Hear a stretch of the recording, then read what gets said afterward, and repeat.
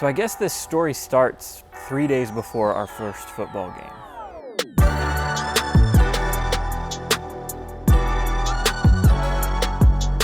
Our IT teacher, Mary Trudgeon, was looking for people to help Nathan Iniger, our athletic director, out to get someone to live stream the football games.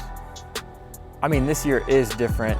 There's limited attendance due to COVID, and they wanted to make sure our fans could still get to enjoy and watch the game, or family members could still watch their kids out on the field. Mary Trudgeon came to me and asked me if I'd be interested in live streaming. Figured, what the heck, I'll give it a shot. It might be fun, I might learn something. We'll see what we can do.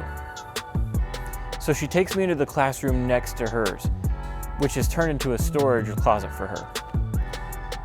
She pulls this dusty computer-looking thing out of a back shelf and opens it up, turns it on, and says, "This is what I can use to live stream." It's a vMix. It's this like all-in-one desktop with a monitor on it type of deal. It's got all sorts of ports and plugs and different USB outlets and inlets or whatnot on it. And she said, "This will work for you." So my mind starts thinking, well, kind of curious what I can do with this thing. So I watch some YouTube videos, figure out how to set up cameras, look through all of Trudgeon's cameras to see what she's got, and start plugging stuff in and seeing what happens. I figured for the first game I'd go with a 3-camera setup. 1 main camera up in the center by me, and 2 cameras down maybe on like the 15-20 yard line. I knew right away I needed help from some kids. Right off the bat, Colin Dyer. I knew he'd be a good one to have along. Then I recruited Matthew Salyers as well. But that wasn't enough. I still needed a few more. So I reached out to Miss Trudgeon to see if she could find me a couple more people to help out. Right off the bat, she found me 2 8th graders, Bree Reisner and Ella Lamar. With that, the crew for our first game was set. I felt pretty confident about the live stream after the fact. We had some really nice comments on Facebook, and with that, I put the equipment away because I knew we wouldn't have another game for 3 weeks. Now, we're super lucky here at USV. We've got a professional videographer who graduated from here. And he popped into my mind. I work for him sometimes, but I called up Sage Rose to see if he'd be willing to help. So Ben called me up, and first off, I kind of took charge. I really like the hardware aspect of the whole live streaming thing, and Ben is more familiar with the software on the side of things, so put 2 and 2 together and you have the perfect live streaming team right there. Sage immediately started talking about all these different inputs and outputs and cameras we could run.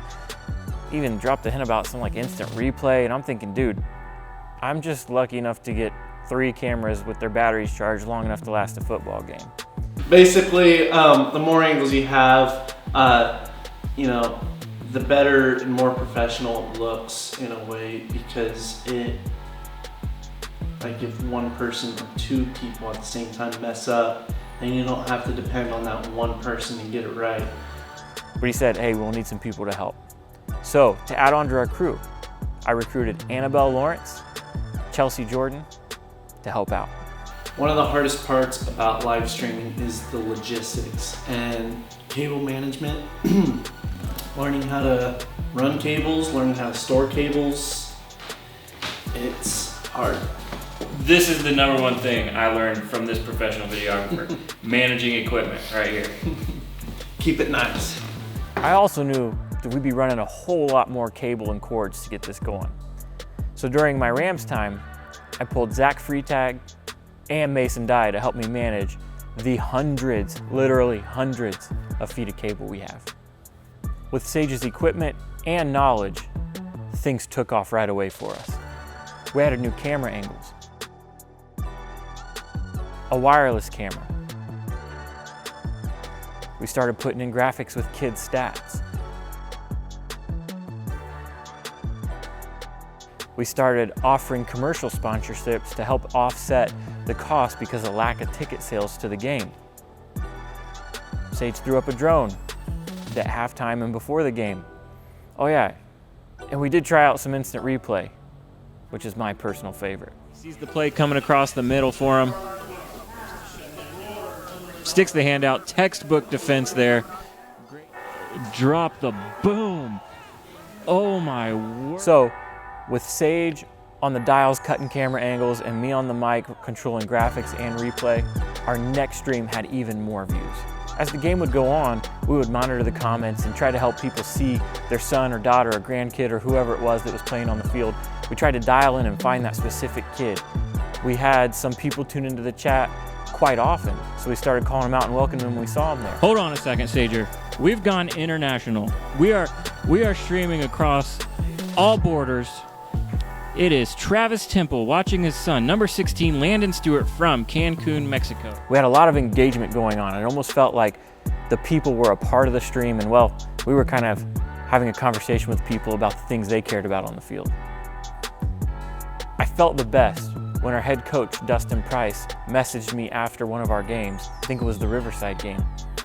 And he said, Riverside's coach reached out to me, told me how impressed his fans were with the live stream. He said their coach had received numerous texts. And that made me feel like we were doing something good for a lot of people, not just at our school, but at the surrounding schools who couldn't get tickets to our even more limited sidelines on the visitor sideline. Now, all this is great, but we're a school, and that's something that I needed to honor as we were doing this whole project. I mean, after all, we had a dude who was a professional videographer in the booth with us at every game. So I took the opportunity to bring some of those kids off the camera and up into the box with us so they could learn directly from Sage. Sage also has a lot of really cool equipment, real expensive equipment, and he let these kids use it without any reservation. Just wanted them to learn how to use high quality equipment. Well, as we were wrapping up our course that final time, Sage looked at me and he said, "Are we gonna do anything for basketball season?" I looked back at him and I was like, heck yeah, man, you bet. So if you're a fan of USV Livestream, stay tuned for basketball season. We're gonna bring it to another level, and we're gonna make it feel like you are right there in the game, but you'll get to watch USV basketball, and that's one thing I'll guarantee you.